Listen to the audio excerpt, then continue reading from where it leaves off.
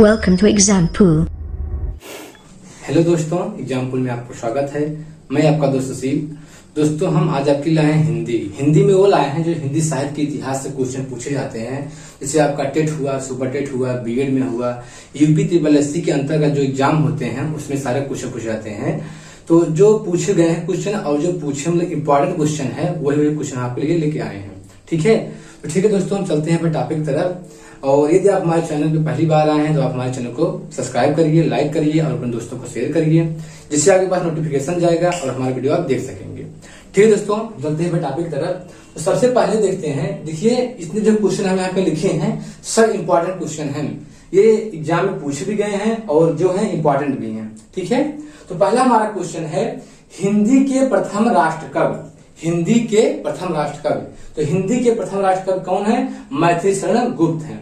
मैथिली शरण गुप्त को हिंदी के प्रथम राष्ट्र कवि के रूप में जाना जाता है। ठीक है, तो इनकी जो प्रमुख रचना है, मैथिली शरण गुप्त की जो प्रमुख रचना है, साकेत है, भारत भारती है और पंचवटी है। ठीक है, क्या है? साकेत, भारत भारती और पंचवटी मैथिली शरण गुप्त की प्रमुख रचना है। ठीक है, आगे देखते हैं हम, प्रकृति के सुकुमार कवि। प्रकृति के सुकुमार कवि कौन है?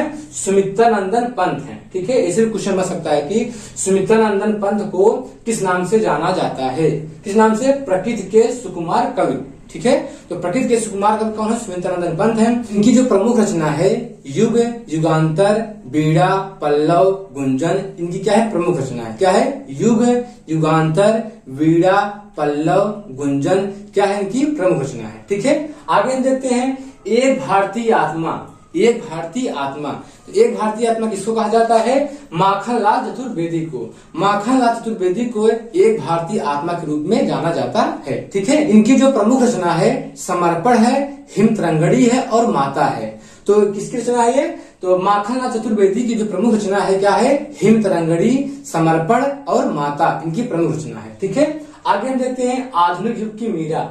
आधुनिक युग की मीरा, तो आधुनिक युग की मीरा किसे कहा जाता है? महादेवी वर्मा को। महादेवी वर्मा क्या है? आधुनिक युग की मीरा। ये कई बार क्वेश्चन आया एग्जाम में। ठीक है, इनकी जो प्रमुख रचना है, नीरजा है, निहार है, दीपशिखा है, यामा है। ठीक है, क्या है? प्रमुख रचना इनकी, नीरजा, निहार, दीपशिखा, यामा, किसकी रचना है? महादेवी वर्मा की। ठीक है, और आगे है लोकनायक। लोकनायक कौन है? तुलसीदास। तुलसीदास को लोकनायक रूप में जाना जाता है। इनकी तो जानते हैं आप, तुलसीदास रामचरितमानस, इनकी जो प्रमुख रचना है क्या है? श्री रामचरितमानस है। और क्या है? जानकी मंगल है, पार्वती मंगल है, रामलला नहचू है, हनुमान बाहुक है, गीतावली है, दोहावली है। ठीक है, इनकी प्रमुख रचना है। ठीक है, आगे देखो, अगला हमारा है अर्थछाप का जहाज। अर्थछाप का जहाज, तो अर्थछाप का जहाज किसको कहा जाता है? सूरदास को। सूरदास को अर्थछाप का जहाज कहा जाता है। ठीक है, तो सूरदास की जो प्रमुख रचना है क्या है? सूरसागर, सूर सरावली, साहित्य लहरी, गोवर्धन लीला, नाग लीला, सूर पचीसी, इनकी क्या है? प्रमुख रचना है किसकी? सूरदास की। ठीक है, आगे देखते हैं हम, हिंदी का प्रथम कवि। हिंदी का प्रथम कवि, तो हिंदी का प्रथम कवि कौन है? सरहपा। सरहपा को हिंदी के प्रथम कवि के रूप में जाना जाता है। आगे देखिए, कठिन काव्य का प्रेत। कठिन काव्य का प्रेत, तो कठिन काव्य के प्रेत कौन है? केशवदास। कौन है? केशवदास। केशवदास को कठिन काव्य का प्रेत कहा जाता है। तो इनकी की जो प्रमुख रचना है, कवि प्रिय और रसिक प्रिय, किसकी रचना है? केशवदास की। ठीक है, देखते हैं आदि कवि, तो आदि कवि कौन है? वाल्मीकि है। वाल्मीकि की प्रमुख रचना क्या है? रामायण है। ठीक है, आगे देखते हैं, कवियों के कवि। कवियों के कवि, तो कवियों के कवि कौन है? शमशेर बहादुर सिंह है। शमशेर बहादुर सिंह है। ठीक है, ठीक है फ्रेंड, बहुत गर्मी हो रही है क्योंकि लाइट चली गई है तो बहुत गर्मी हो रही है। तो देखते हैं आगे, फिर देखते हैं, नवयुग के अग्रदूत। नवयुग के अग्रदूत, तो नवयुग के अग्रदूत कौन है? भारतेंदु हरिश्चंद्र है। भारतेंदु हरिश्चंद्र। ठीक है, भारतेंदु हरिश्चंद्र क्या है? नवयुग के अग्रदूत हैं। आगे देखते हैं, हिंदी की प्रथम कवयित्री।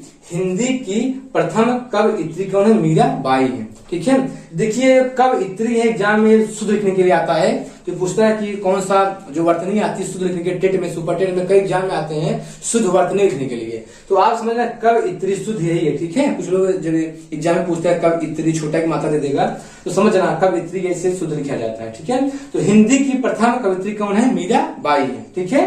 तो मीराबाई की प्रमुख रचना है राग गोविंद और गीत गोविंद की टीका। क्या है? राग गोविंद और गीत गोविंद की टीका किसकी रचना है? मीराबाई की।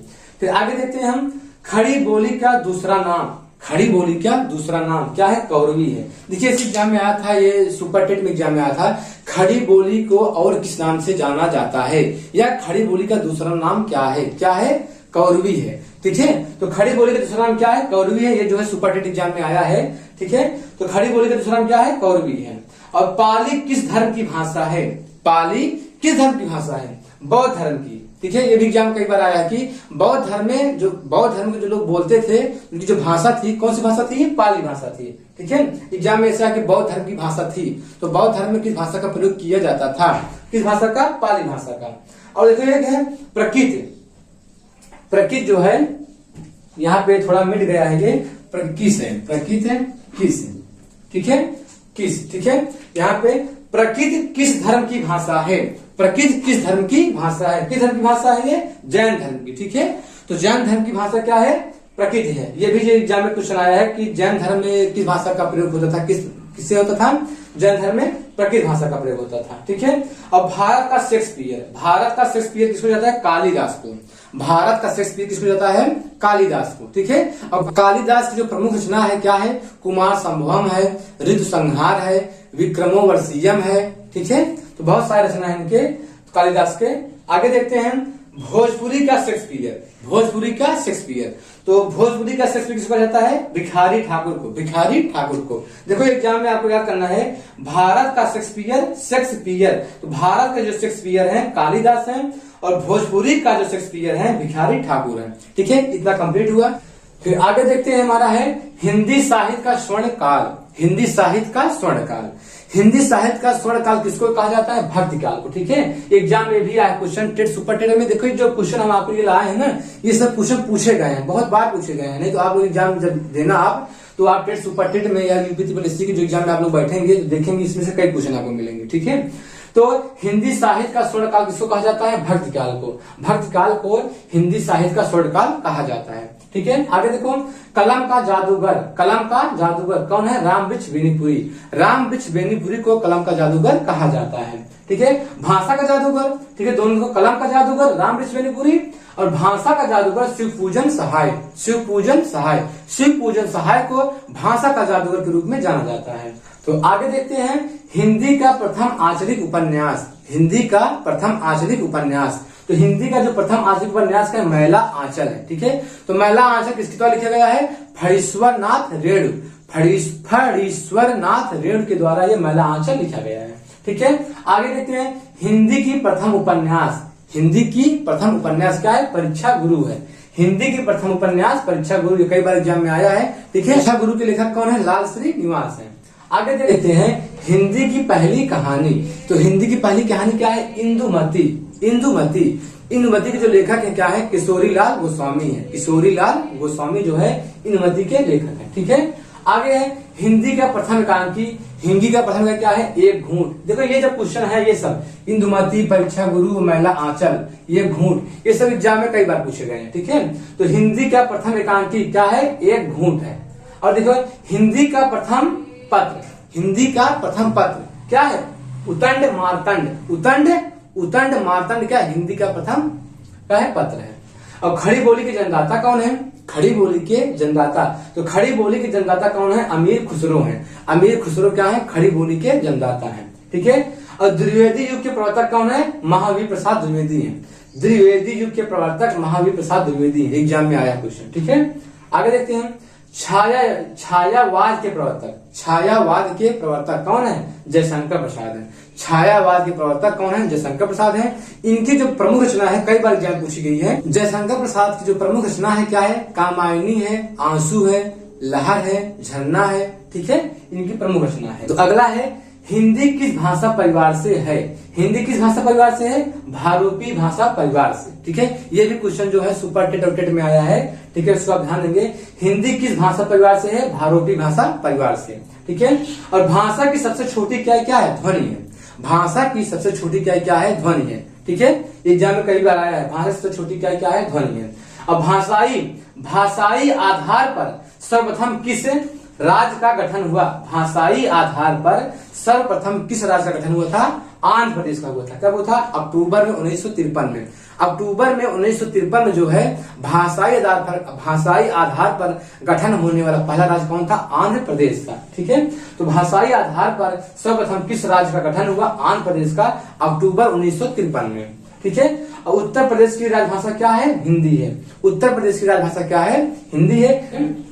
तो ठीक है, तो आज के लिए इतना ही। ठीक है दोस्तों, फिर आपसे नेक्स्ट वीडियो मिलेंगे इससे अच्छा, और जो एग्जाम में क्वेश्चन, हिंदी साहित्य से क्वेश्चन आए हैं एग्जाम में, और आप क्वेश्चन लेके आएंगे। ठीक है, लेकिन यदि आप हमारे चैनल पहली बार आए हैं तो प्लीज आप हमारे चैनल सब्सक्राइब कर लीजिए, लाइक करिए और दोस्तों को शेयर करिए। ठीक है, बहुत गर्मी है, आपको गर्मी बढ़ा रहे हैं। ठीक है, तो ठीक है दोस्तों, तो आप थोड़ा हमारे चैनल को लाइक करना जरूर, शेयर करिए, अपने दोस्तों के साथ ग्रुप में जो है आप शेयर करिए। और ठीक है, आप लोग पढ़ाई करिए अच्छे से, और इसको तैयार कर लीजिएगा, इसमें क्वेश्चन जरूर आएगा एग्जाम में। ठीक है दोस्तों।